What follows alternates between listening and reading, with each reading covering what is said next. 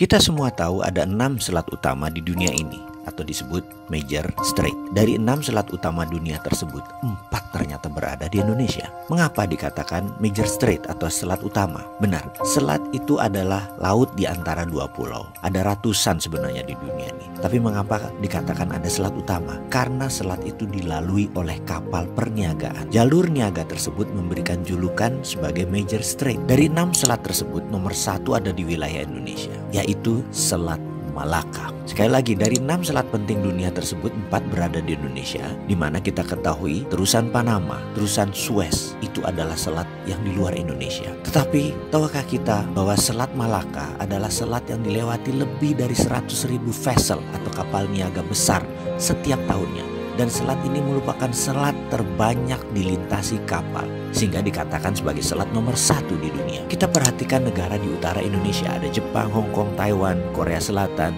Cina, di mana semuanya adalah negara produsen besar di dunia.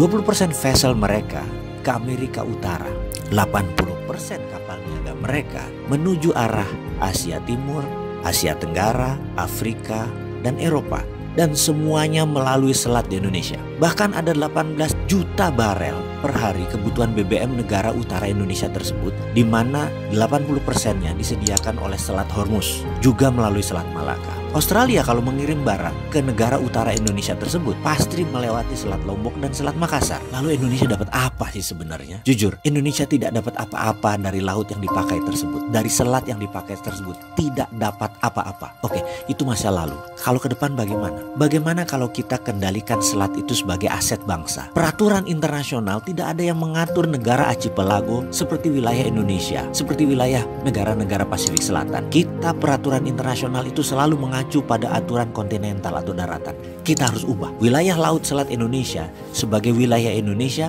dan Indonesia memutuskan misalnya menutup laut tersebut. Apa yang terjadi? Dunia bisa geger. Australia lewat Papua Nugini kalau mau kirim barang ke utara. 4 negara utara Indonesia, Cina, Jepang, Korea, Taiwan, muter lewat Papua Nugini. Tidak usah pakai Selat Malaka. Gak bisa masuk lewat Natuna. Atau kalau mau ya melipir lewat sisi Thailand dan melipir lewat sisi Malaysia di Selat Malakanya. Pokoknya kalau mau melewati wilayah Indonesia, bayar asuransi senilai 1% dari nilai barang. Kita tahu barang yang lewat tersebut ada lebih dari 2 triliun dolar atau 2.000 billion. Jadi kalau itu kita asuransikan atau kita pajakin versi kita dengan nama asuransi, kita mendapatkan lebih dari 250 triliun per tahun. Dan ini untuk devisa negara. Akankah negara adik kuasa seperti Cina dan Amerika marah besar? Pasti. Beranikah kita melawan dan mempertahankan hak kita? Harus berani. Itu namanya revolusi.